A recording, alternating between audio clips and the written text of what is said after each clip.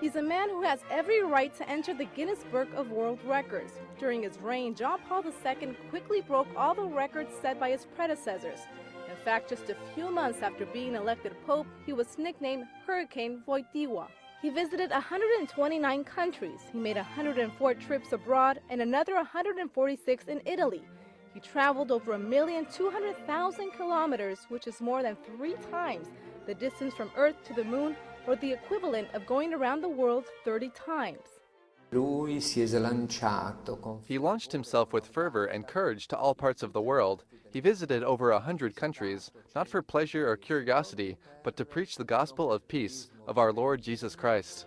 He celebrated the biggest mass in history. It was in the Philippines during World Youth Day in Manila back in 1995, where more than 4 million people attended.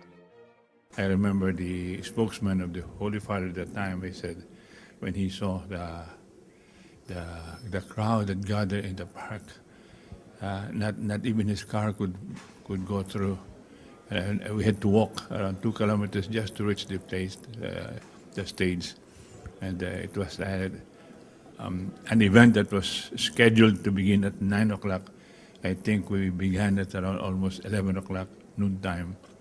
And the spokesman said, I remember the way he described it, he said, that World Youth Day gathering, he said, is an excess of success. There were people behind some walls. They couldn't see anything. They didn't even have a radio to listen into. But they said, the Pope is here. I can't miss it. It was a testimony of faith, an embodied faith that was very moving. But the Pope also celebrated smaller masses, like the one held before 200 people during a 1989 visit to the Nordic countries. He also held a mass in Azerbaijan in May of 2002. He became the first Pope to visit those places.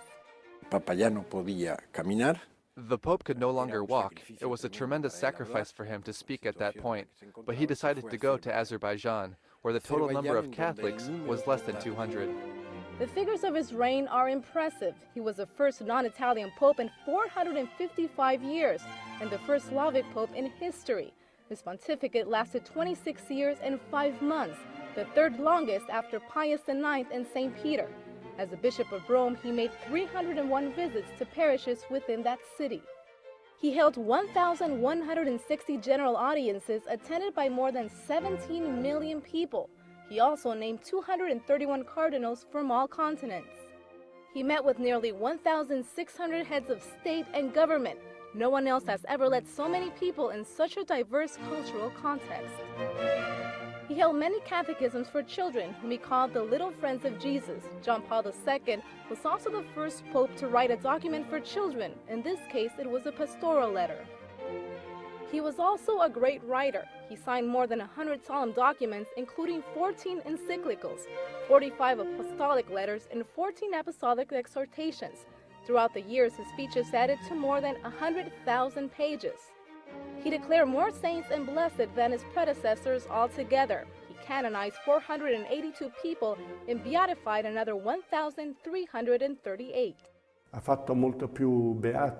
John Paul II proclaimed more saints than all other popes together, since Urban VIII to Paul VI. His vision of dialogue with people of all religions was innovative. He was the first modern pope to visit a synagogue, the first to enter a Protestant church and a mosque. He promoted dialogue with Jews and with representatives of other religions while calling for prayer and peace, especially in Assisi in October of 1986.